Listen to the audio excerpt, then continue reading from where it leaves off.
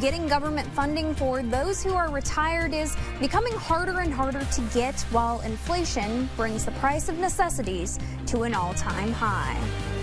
Those are the stories topping your news tonight at 10. Good evening, I'm Kate Kopatich. William has the evening off. The funding provided to elderly care programs and benefits by the state is becoming harder and harder to access. The necessary amount of money an organization is required to raise before federal funds are allotted has continued to increase. With rising costs and a growing senior population, programs for seniors are becoming more vulnerable. KWQC's Kayla Page spoke with the Knox County Senior Center, which could close its doors without new funding. The Volunteer Network on Aging is a 100-year-old nonprofit serving seniors across Knox County, and they're calling on local leaders to partner in securing long-term stability for senior services. I spoke with various seniors who say keeping the doors open is not a want, but a need. I think it's a wonderful organization. They need the money. We need to stay open. This is a need, and it could probably go even into other programs if they had the funds.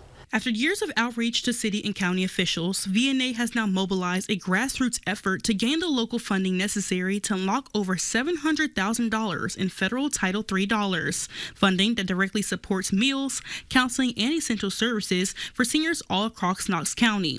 One of those seniors being Jill Swanson. She had a stroke earlier this year and relies on the VNA for meals and social connection.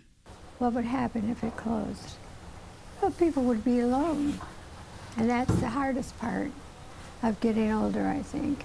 These calls for support are not new. VNA has been reaching out to city and county leaders since 2023, when a lack of funding almost left the VNA to close its doors, a crisis that would have left more than 1,000 current seniors and over 10,000 potential seniors across Knox County without access to crucial programming.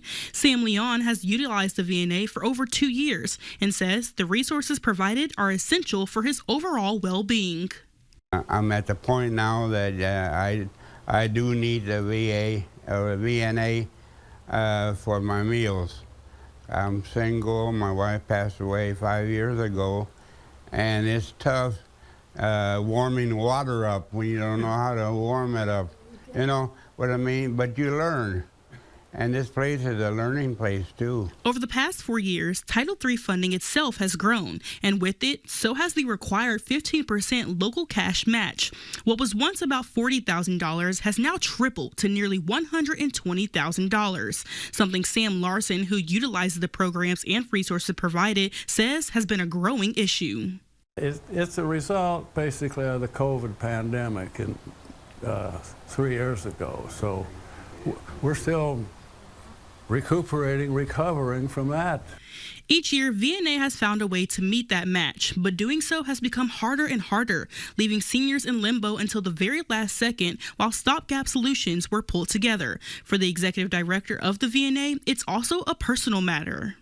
I am a caregiver for my father in my home, and I have utilized services of the VNA. He has utilized services of the VNA. If we leave that meeting no further than where we are right now, it is going to be a great detriment to the seniors of Knox County. Now, to further amplify their message, the executive director of VNA tells me that they have organized an online petition drive that has already gathered hundreds of signatures from members across the community ahead of that September 15th meeting. In Galesburg, Illinois, Kayla Page, KWQC, TV6 News. That petition is set to be presented at the September 15th City Council meeting. You can find a link to more information on our news app and website.